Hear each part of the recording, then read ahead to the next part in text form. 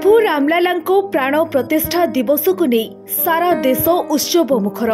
तेबे ही पवित्र दिवस को नियारा ढंगरे प्रत्येक चित्रशिल्पी निजर तुली आंकी स्मरणीय करुछंती। पुरीर जनाशुना रिभर्स पेंटर आयुष महापात्र मध्य ओलटा भावे अति चमत्कार ढंगरे प्रभु रामलालांको प्रतिकृति तैयारी करिसेंती। मात्र 9 मिनिट 30 सेकेंड रे एही ओलटा चित्र आंकी समस्तंकु चकित करि दैछंती युव चित्रशिल्पी आयुष महापात्र। प्रत्येक राम प्रेमी को एही सुंदर चित्र से भेटी दैछंती। तेबे समस्तंको आशीर्वाद मिलिले से आगामी दिन में आहुरी सुंदर सुंदर रिभर्स पेंटिंग करिवे बोली प्रतिक्रिया रे कहिसंती। जय श्री राम, जय जगन्नाथ।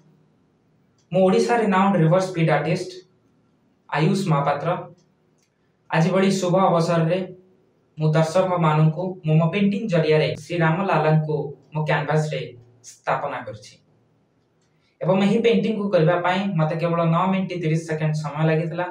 दुई हाथ रे एवं उल्टा भाव रे प्रस्तुत करथिली एवं करबा समय रे प्रभु श्री रामचंद्र को स्मरण करी आरंभ करथिली एवं सही पेंटिंग करबा समय रे प्रभु रामंकर एक सुंदर भजन टे लागि था एवं सही भजन रो शेष हबा मात्रे मो पेंटिंग मध्ये शेष होइतला।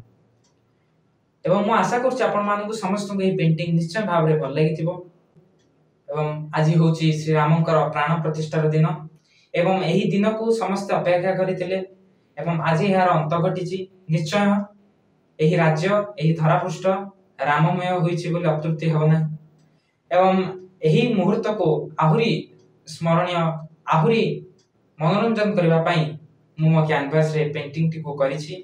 प्रभु रामंकर जो मूर्ति अयोध्या रे स्थापना पाइबो सेही मूर्ति को मो कैनवास रे आंकिछि एवं आपण मान का आशीर्वाद रहिले निश्चय भाव रे मो एबडी भाव रे एक न्यारा ढंग रे आपण मान को पेंटिंग करी शुभेच्छार वार्ता देउथिबी। बहुत बहुत धन्यवाद। जय जगन्नाथ, जय श्री राम। ब्यूरो रिपोर्ट आरंभ न्यूज।